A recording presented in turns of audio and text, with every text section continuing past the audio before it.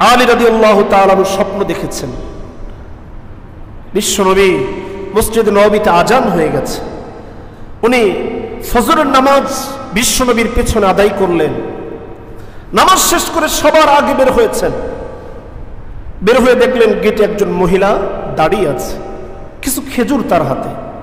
আলীকে দেখে বললেন, আলী রে, এই খেজুরগুলি আমার বাগানের খেজুর, তুমি বিশ্বনবীর কাছে নিয়ে যাও, বিশ্বনবীকে বলো এই খেজুরগুলি যেন সাহাবীদের মধ্যে ভাগ করে দেয়, আর আমার বাগানের জন্য দোয়া করতে বলবেন।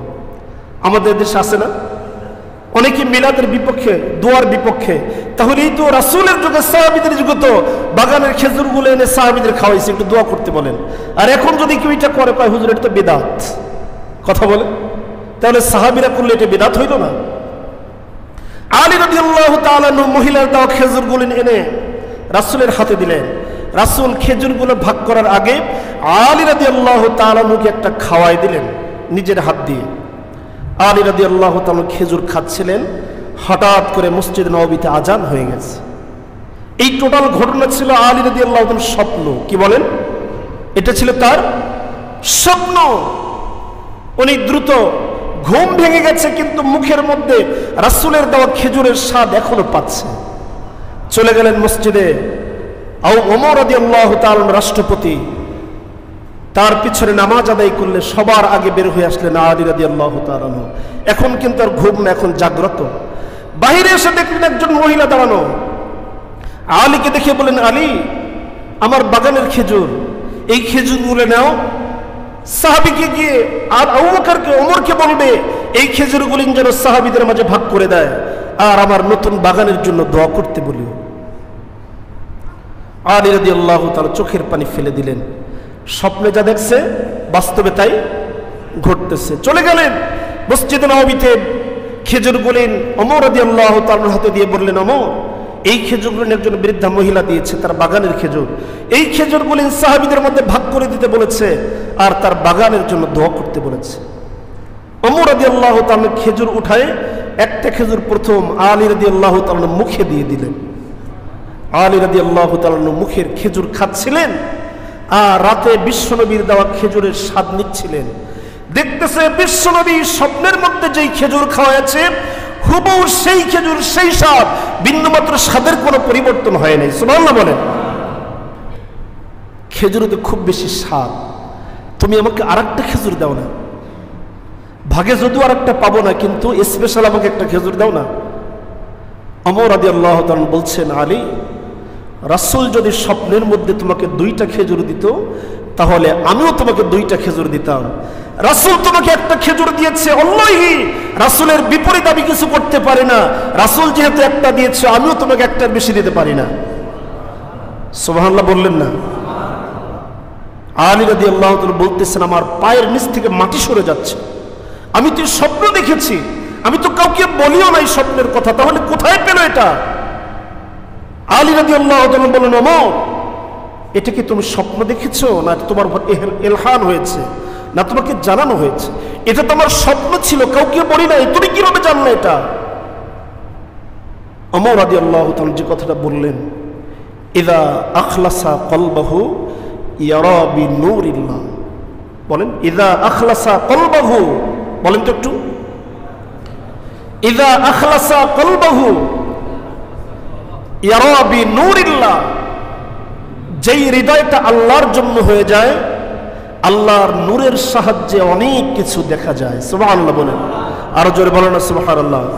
এই জন্য এটা শুধু নবীদের জন্য খাস ছিল না, এটা আমাদের জন্য হতে পারে।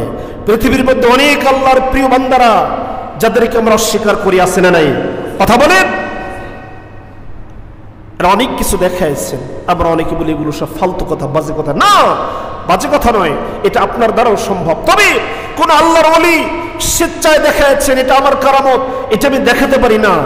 এখানে কথা আছে, ইযা আখলাসা কলবাহু ইয়ারা বিনূরিল্লাহ, আল্লাহর নূরের সাহায্যেই মাত্র দেখাতে পারে, নিজের ইচ্ছায় কিছু দেখাতে পারে না।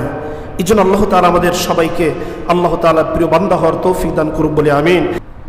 আলী রাদিয়াল্লাহু তাআলা স্বপ্ন দেখেছেন বিশ্বনবী মসজিদ নববীতে আজান হয়ে গেছে। উনি ফজরের নামাজ বিশ্বনবীর পেছনে আদায় করলেন। নামাজ শেষ করে সবার আগে বের হয়েছেন। বের হয়ে দেখলেন গেটে একজন মহিলা দাঁড়িয়ে আছে, কিছু খেজুর তার হাতে। আলীকে দেখে বললেন, আলী রে, এই খেজুরগুলি আমার বাগানের খেজুর, তুমি বিশ্বনবীর কাছে নিয়ে যাও, বিশ্বনবীকে বলো এই খেজুরগুলি যেন সাহাবীদের মধ্যে ভাগ করে দেয়, আর আমার বাগানের জন্য দোয়া করতে বলবেন। আমাদের দেশে আছে না অনেকে মিলাদের বিপক্ষে, দোয়ার বিপক্ষে, তাহলেই তো রাসূলের যুগে, সাহাবীদের যুগে তো বাগানের খেজুরগুলো এনে সাহাবীদের খাওয়াইছে, একটু দোয়া করতে বলেন। আর এখন যদি কেউ এটা করে, কয় হুজুর এটা তো বিদআত, কথা বলে, তাহলে সাহাবীরা করলে এটা বিদআত হইল না? আলী রাদিয়াল্লাহু তাআলা আনহু মহিলার দেওয়া খেজুরগুলো এনে রাসূলের হাতে দিলেন। রাসূল খেজুরগুলো ভাগ করার আগে আলী রাদিয়াল্লাহু তাআলা আনহুকে একটা খাওয়াই দিলেন নিজের হাত দিয়ে। আলী রাদিয়াল্লাহু তাআলা খেজুর খাচ্ছিলেন, হঠাৎ করে মসজিদ নববীতে আজান হয়ে গেছে। এই টোটাল ঘটনা ছিল আলী রাদিয়াল্লাহু তাআলার স্বপ্ন। কি বলেন? এটা ছিল তার স্বপ্ন। উনি দ্রুত, ঘুম ভেঙে গেছে কিন্তু মুখের মধ্যে রাসূলের দেওয়া খেজুরের স্বাদ এখনো পাচ্ছে। চলে গেলেন মসজিদে। ওমর রাদিয়াল্লাহু তাআলা রাষ্ট্রপতি, তার পিছনে নামাজ আদায় করলে সবার আগে বের হয়ে আসলেন আলী রাদিয়াল্লাহু তাআলা।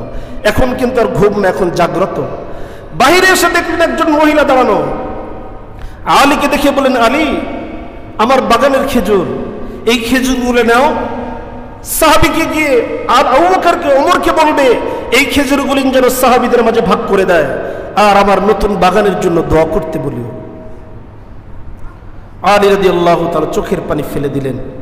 স্বপ্নে যা দেখছে বাস্তবে তাই ঘটতেছে। চলে গেলেন মসজিদে নববীতে। খেজুরগুলি ওমর রাদিয়াল্লাহু তাআলার হাতে দিয়ে বললেন, ওমর, এই খেজুরগুলি একজন বৃদ্ধা মহিলা দিয়েছে, তার বাগানের খেজুর।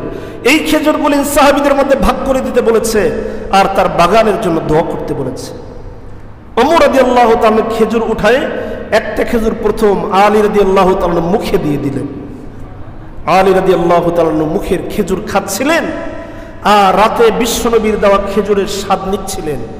দেখতেছে বিশ্বনবী স্বপ্নের মধ্যে যেই খেজুর খাওয়াছে, হুবহু সেই খেজুর, সেই স্বাদ, বিন্দুমাত্র স্বাদের কোনো পরিবর্তন হয় নাই। সুবহানাল্লাহ বলেন।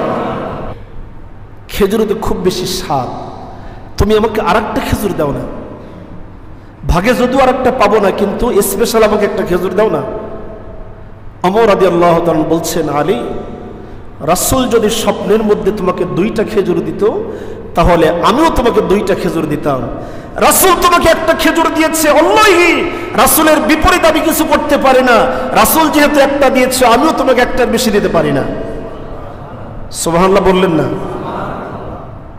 আলী রাদিয়াল্লাহু তাআলা বলতেছেন, আমার পায়ের নিচ থেকে মাটি সরে যাচ্ছে। আমি তো স্বপ্ন দেখেছি, আমি তো কাউকে বলিও নাই স্বপ্নের কথা, তাহলে কোথায় পেল এটা? আলী রাদিয়াল্লাহু তাআলা বলেন, ওমর, এটা কি তুমি স্বপ্ন দেখেছো, না তোমার ইলহান হয়েছে, না তোমাকে জানানো হয়েছে? এটা তোমার স্বপ্ন ছিল, কাউকে বলি নাই, তুমি কিভাবে জানলে এটা? ওমর রাদিয়াল্লাহু তাআলা যে কথাটা বললেন, ইযা আখলাসা কলবাহু ইয়ারা বিনূরিল্লাহ। বলেন, ইযা আখলাসা কলবাহু, বলেন তো একটু, ইযা আখলাসা কলবাহু ইয়ারা বিনূরিল্লাহ। যেই হৃদয়টা আল্লাহর জন্য হয়ে যায়, আল্লাহর নূরের সাহায্যে অনেক কিছু দেখা যায়। সুবহানাল্লাহ বলেন, আরো জোরে বলেন না সুবহানাল্লাহ। এই জন্য এটা শুধু নবীদের জন্য খাস ছিল না, এটা আমাদের জন্য হতে পারে। পৃথিবীর মধ্যে অনেক আল্লাহর প্রিয় বান্দারা, যাদেরকে আমরা অস্বীকার করি, আছে না নাই? কথা বলেন। অনেক কিছু দেখাইছেন, আমরা অনেকে বলি এগুলো সব ফালতু কথা, বাজে কথা। না, বাজে কথা নয়, এটা আপনার দ্বারাও সম্ভব। তবে কোন আল্লাহর ওলি স্বেচ্ছায় দেখাচ্ছেন, এটা আমার কারামত, এটা আমি দেখাতে পারি না। এখানে কথা আছে, ইযা আখলাসা কলবাহু ইয়ারা বিনূরিল্লাহ। আল্লাহর নূরের সাহায্যেই মাত্র দেখাতে পারে, নিজের ইচ্ছায় কিছু দেখাতে পারে না। এই জন্য আল্লাহ তাআলা আমাদের সবাইকে আল্লাহ তাআলার প্রিয় বান্দা হওয়ার তৌফিক দান করুন বলে আমিন।